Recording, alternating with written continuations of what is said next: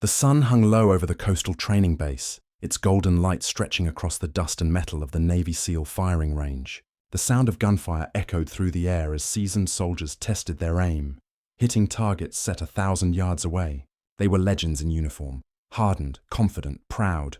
Then, in the middle of all that power and discipline, a quiet figure appeared at the edge of the range, carrying an old rifle case that looked like it had survived a war. The woman's name was Elena Carter. No uniform, no insignia, no crew, just calm eyes and a silent stride. The men stopped and stared. Someone laughed under his breath. The colonel, tall and built like a wall, raised an eyebrow as she stepped forward to the sign-in desk. "You're not supposed to be here, miss," he said, his tone laced with amusement. "This range is for professionals." Elena's voice was soft but steady. "I'm here to qualify, sir." The range master blinked. The other SEALs chuckled. One leaned to his friend and whispered, "Maybe she thinks this is a tourist show." Still, she filled out the form, every letter written with the calm precision of someone who didn't care for jokes. The colonel crossed his arms. "No record, no service background, no recommendation. You're a civilian. What makes you think you belong here?" She looked up, meeting his eyes without flinching. "Sir, I don't think I belong anywhere, but I can shoot." The laughter died down for a moment. Not out of respect, but disbelief. The colonel smirked, motioning toward the firing range. "Fine, take a lane. Let's see what this civilian can do." As she walked to her station, every boot on that field turned to watch. The sun glared off the steel of her old rifle as she opened the case. The weapon was aged but clean, the kind soldiers would only see in history museums. She handled it like it was part of her soul. The wind picked up, brushing against the flag. The colonel leaned forward, half amused, half curious. "Whenever you're ready, Miss Carter." Elena closed one eye, took a slow breath and whispered, "Always ready." She didn't hesitate. The trigger clicked, the shot roared, and a second later, the distant target shattered with perfect precision. The echo rolled through the base, leaving a silence heavier than gunfire. The colonel's smirk vanished. Around him, the SEALs exchanged uncertain looks. One muttered, "No way." Elena simply reloaded, steady as stone, her eyes fixed on the horizon, as if that single bullet was only the beginning. The next morning, the firing range buzzed with tension. Word of the mysterious civilian's perfect shot had spread through the base like wildfire. Every SEAL who'd witnessed it now waited to see if it had been luck, or something far more unsettling. Even the colonel, a man who had seen combat on 3 continents, couldn't shake the sound of that flawless shot echoing in his mind. Elena Carter returned just after dawn. Same calm steps, same quiet eyes, same weathered rifle case slung over her shoulder. The colonel greeted her with a hard stare. "One shot doesn't prove anything," he said. "Today, you shoot our test." He motioned to the range officers, who began setting up a sequence designed to break even elite snipers. The targets stretched across the desert plain, stationary, moving, distant, some nearly invisible in the shimmer of the morning heat. "Standard SEAL qualification," the colonel announced, his voice echoing across the stands. "You'll shoot at 1,000, 1,500, and 2,000 yards. No assistance, wind correction, range estimation, all on your own. Understood?" Eleanor nodded once. Understood.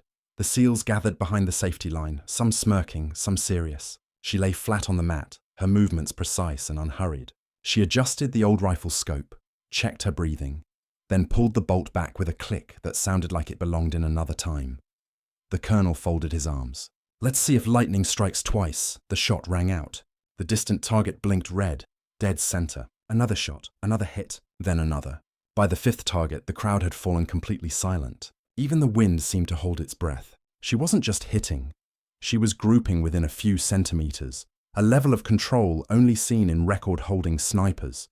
The colonel's jaw tightened. "Next phase," he ordered. The targets began to move, simulating enemy drones weaving erratically. Elena exhaled slowly, tracking each one with terrifying calm. Every trigger pull was a whisper of thunder. Every drone destroyed. When she stood up, the scoreboard displayed numbers the system wasn't designed to show. A perfect sequence, 0 deviation. The colonel approached, his voice lower now. "Who trained you?" Elena looked at him with that same unshaken calm. "No one, sir. I just learned to listen to the wind." For the first time in his career, the colonel didn't have a reply. Behind him, hardened SEALs, men who had fought wars, were silent. watching a civilian who had just rewritten everything they thought they knew about skill, precision, and control. By evening, the base was no longer the same. Conversations that once revolved around missions and medals now whispered one name: Eleanor Carter. The woman who'd arrived with an old rifle and no rank had done what even their top snipers couldn't.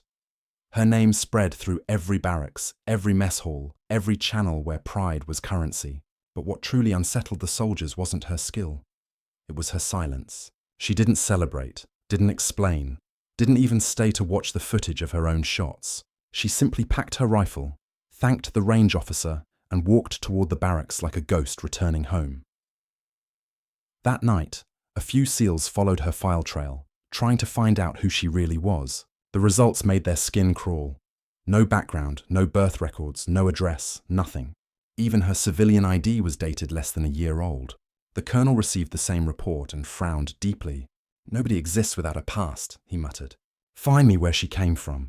The next morning, one of the younger snipers, Ramirez, spotted something on her forearm as she cleaned her weapon. A faint tattoo of a black widow spider inside a broken circle. He froze. That symbol wasn't just familiar, it was legendary. "Sir," he whispered later to the colonel, "that's the insignia of Project Silent Widow." The colonel's face hardened. He'd heard the rumors. A secret Cold War program that trained a handful of operatives beyond conventional limits.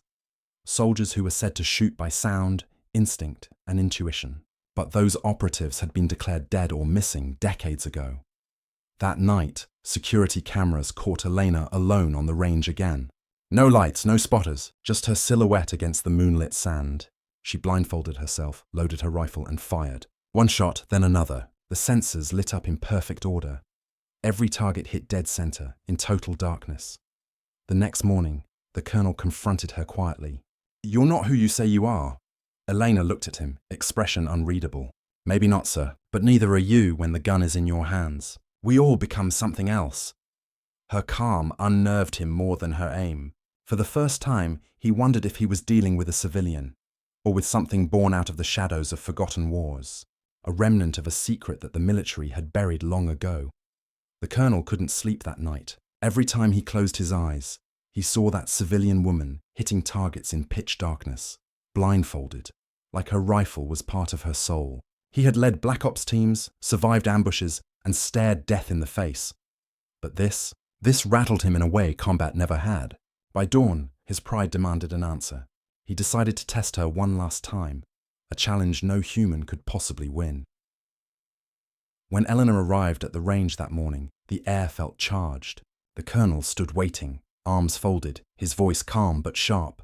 "You've impressed everyone here, Carter," he said, "but I don't believe in miracles. So, today, we make it real." He gestured toward the horizon, where a small drone target shimmered miles away. More than 3. The air shimmered with heat and high wind, magnetic interference from nearby towers twisting readings. It was the kind of shot no sniper had ever landed, even with modern guidance systems. "Hit that," the colonel said, "and I'll believe you're something else entirely." Elena looked through the scope for a long moment, silent. Then she did something strange. She removed her gloves, ran her fingers across the rifle's barrel, almost as if listening through touch. "Permission to adjust the wind sensors?" she asked. The colonel frowned. "They're already calibrated," she smiled faintly. "Not the machines, sir, the rhythm." She kneeled, closed her eyes, inhaled slowly. Around her, the SEALs muttered, watching with skepticism and awe. Then she opened her eyes, whispered something under her breath, a count, a prayer, maybe both, and fired. The bullet screamed through 3 miles of shifting wind. Seconds stretched like minutes. Then, a faint explosion. The drone shattered into fragments, burning against the morning sky. The crowd erupted in disbelief. The colonel stood frozen, staring at the data feed that confirmed it. 3.02 miles. Direct hit. Elena rose, calm as always, unloading her rifle. "It's not the gun," she said quietly, handing it to him. "It's the intent behind the trigger."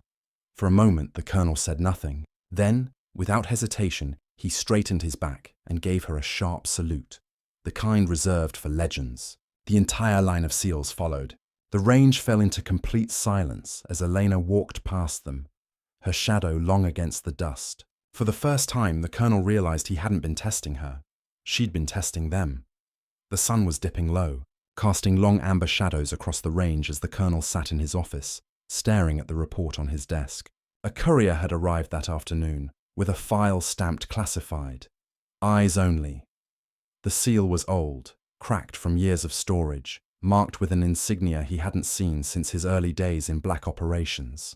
He hesitated before breaking it open, knowing whatever was inside would change everything he thought he knew about the woman who had humbled his entire base. Inside the folder was a single photograph. A younger Eleanor Carter, dressed in a shadow-grey uniform with no insignia. Her eyes were the same, calm, unreadable, unshakable. Below the image, a code name, Spectre.